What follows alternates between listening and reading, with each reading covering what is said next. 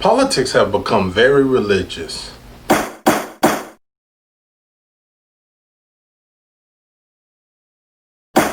Hey, what's going on, everybody? This is David Brooks, the Cadillac Counselor, just coming at you talking about things that are on my mind and things that are going on in the world. I don't know about you, but I have noticed that everything, no matter what a problem is in our world, it always goes political. I don't know about you guys, but for me, it is starting to get very frustrating. We have things that happen that are issues of the community, things that are issues in the family, issues that are within grasp of things that we can change ourselves.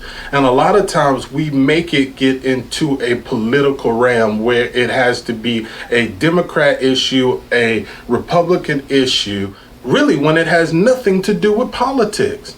So let's take, for instance, there's so many rules now to politics. It's either if you are a Democrat, then that means you have to agree with abortion. You have to agree that we have to hand everything out and give it all away for free. And then we have to always give people the benefit of the doubt. No one should carry guns. That's just the way that Democrats look at. If you look at Republicans, you have to be a very conservative mindset. You have to be capitalist in all of your thinking. You are against abortion no matter what, under no circumstances. And then you have this way of mindset that says don't give anybody anything, make them earn it or pull themselves up on their own bootstraps. Okay, so for me, I mean, I get a little bit of both sides. I understand that it is good to get on your feet and to stop the things that are going on in your life. And looking at taxes, I get the understanding tax breaks and all of that because I own a business. But I do understand that some people just don't have the capabilities. I was talking to Charlie Smith today, and we ultimately came up with there are some people who just don't have a real shot in making good decisions. And he talked about having to then place criminal punishment on people that he sees just didn't have a really good shot. We talked about how to solve some of these issues, and I brought up the fact that in different states like Ohio and Seattle, they create a way of doing behavioral health assessments prior to people going in to be sentenced and before they go into probation. So you take out this cookie cutter approach to the criminal justice system. But he thought that he said to me, hey, I think that would be a really good idea to really create a healthy balance in the criminal justice system. So for me, I give Mr. Smith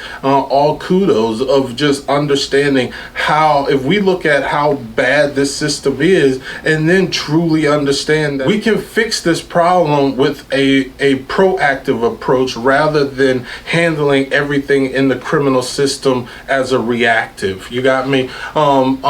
We have to change this where everything becomes racism. Cameras, and how much I did not know that it costs close to about $1 million to get everyone into every active officer in patrol to have a camera on them at all times. And so what I was saying was the reason why people are needing and asking for cameras is because there's no accountability.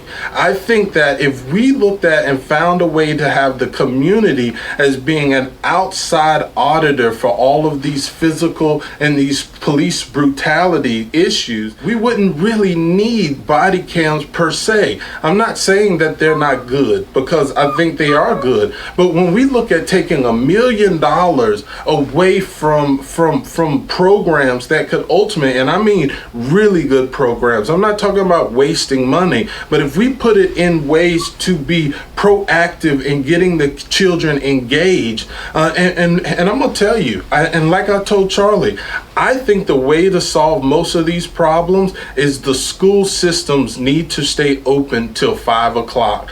we need to get teachers some way or another to get them paid in order to hold these fine arts classes, these math clubs, these science clubs. I mean, have these clubs so that it's available so that kids don't have to go home and have nothing to do. A lot of look at little leagues and look at all these things, 12 and up. You can get children into these programs for like $50-$60 for 3-4 months of activities.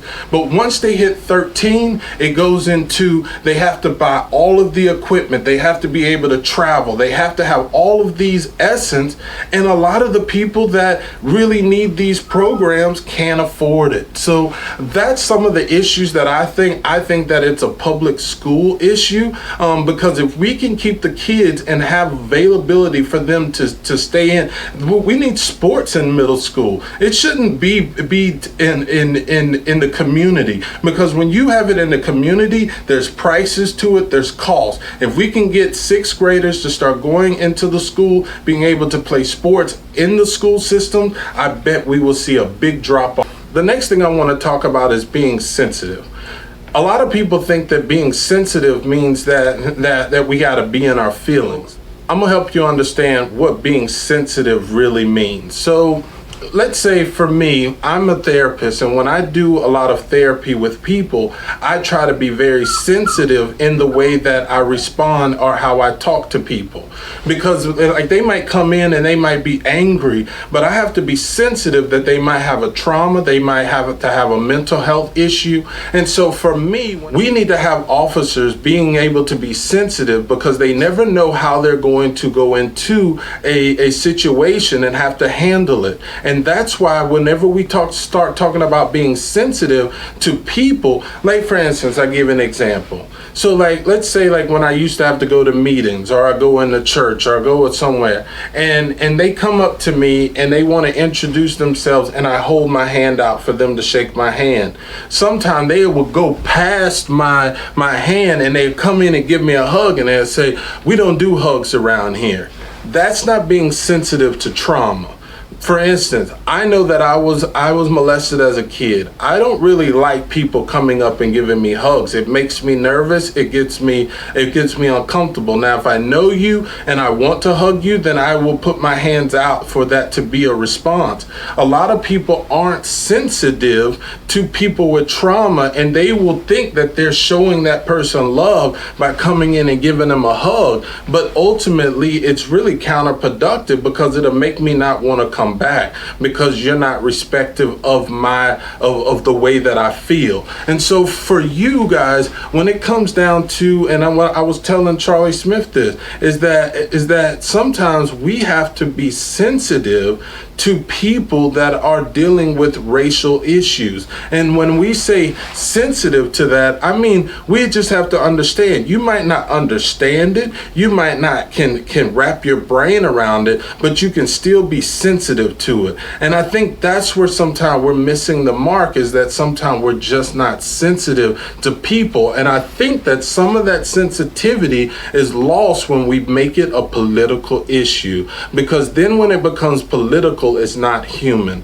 And that's what I'm wanting you to challenge you today, is that we need to be sensitive and get out of this religious mindset that says that you're either all or nothing. And if we can just meet in the ground, if we can just take the politics out of this, a lot of times we can understand race, we can understand stigma, we can understand oppression, and understand mental health and behavioral issues, because sometimes we are making an issue that's not political a political issue.